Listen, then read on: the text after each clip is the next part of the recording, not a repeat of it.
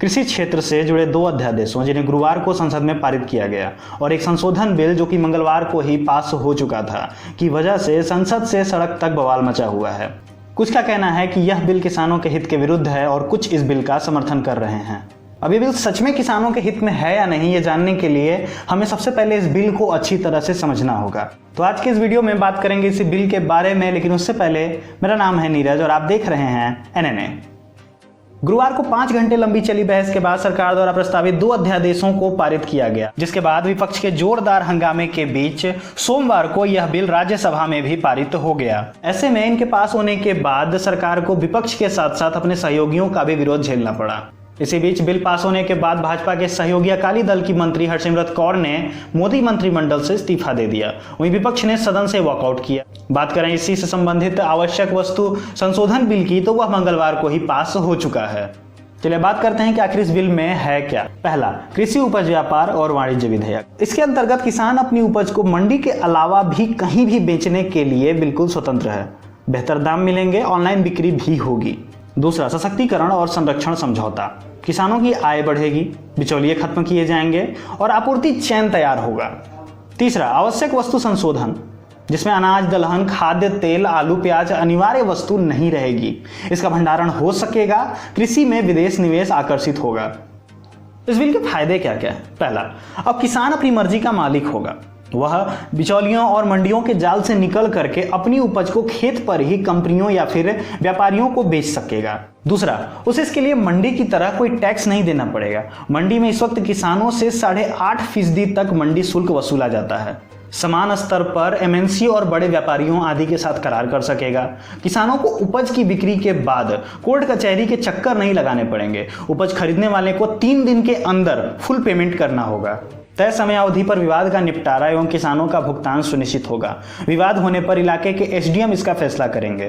किसानों को अपनी पसंद के अनुसार उपज की बिक्री खरीद की स्वतंत्रता होगी।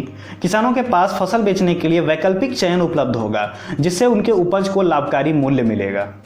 अब जब इस बिल में इतनी सारी अच्छी बातें हैं, तो भला किसान फिर इस बिल का विरोध क्यों कर रहे हैं? चलिए इसके बारे में बात करते हैं। किसानों की चिंता यह है कि मंडियां खत्म हो गई तो उन्हें MSP यानी कि न्यूनतम समर्थन मूल्य नहीं मिलेगा। 1 नेशन 1 MSP होना चाहिए। कीमतें तय करने का कोई मैकेनिज्म नहीं है। डर यह है कि इससे निजी कंपनियों को किसानों के शोषण का जरिया मिल जाएगा। वो जिस दाम पर चाहेंगे किसान की फसलों को खरीद लेंगे। कारोबारी जमाखोरी करेंगे। इससे कीमतों में अस्थिरता आएगी। खाद्य सुरक्षा खत्म हो जाएगी। इससे आवश्यक वस्तुओं की कालाबाजारी बढ़ सकती है। हालांकि किसानों का डर सही भी है, लेकिन सरकार द्वारा इन कारणों को गलत बताते हुए इसे साफ तौर पर विपक्ष की साजिश बताया गया है। विपक्ष द्वारा किए गए दावों को गलत बताते हुए केंद्रीय कृषि एवं किसान कल्याण मंत्री नरेंद्र सिंह तोमर ने लोकसभा में कहा कि न्यूनतम समर्थन मूल्य अर्थात MSP को बरकरार रखा जाएगा।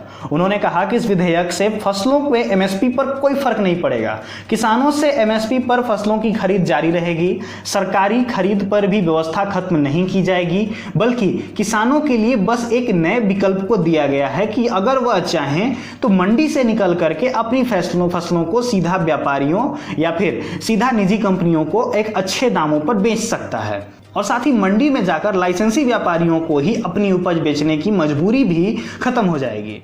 प्रधानमंत्री नरेंद्र मोदी ने भी शुक्रवार को सरकार की स्थिति स्पष्ट करते हुए कहा कि राजनीतिक पार्टियां विधेयक को लेकर के दुष्प्रचार कर रही हैं।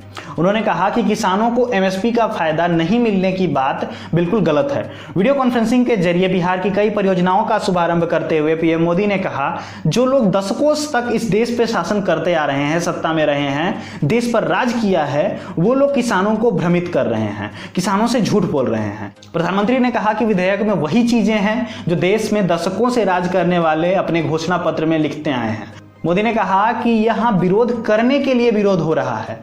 उन्होंने कहा कि बिचौलियों जो किसानों की कमाई का एक बड़ा हिस्सा खा जाते थे, उनसे बचने के लिए यह विधेयक लाना जरूरी था। हालांकि यह विधेयक किसानों के हित में ही लाया गया है, लेकिन साथ ही साथ किसानों द्वारा पूछे गए सवाल भी सही हैं और सरकार का यह दायित्व बनता है कि वह किसानों के उन सवालों का जवाब दे, भले ही विपक्ष यहाँ पर राजनीति करे या ना करे। भारत में इन किसानों की एक विशेष अहमियत है। जब पहले क्वार्टर में हमारा GDP ग्रोथ रेट -23.9% का था, उस समय इन किसानों के द्वारा ही एग्रीकल्चरल सेक्टर का ही एकमात्र ऐसा सेक्टर था जहां से कि +3.4 का ग्रोथ रेट मिला था।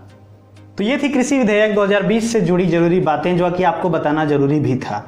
अब इस विधेयक को लेकर आपकी क्या राय है हमें कमेंट करके जरूर बताइएगा। मिलते हैं किसी नए वीडियो में किसी नए टॉपिक के साथ, तब तक के लिए जय हिंद, वंदे मातरम।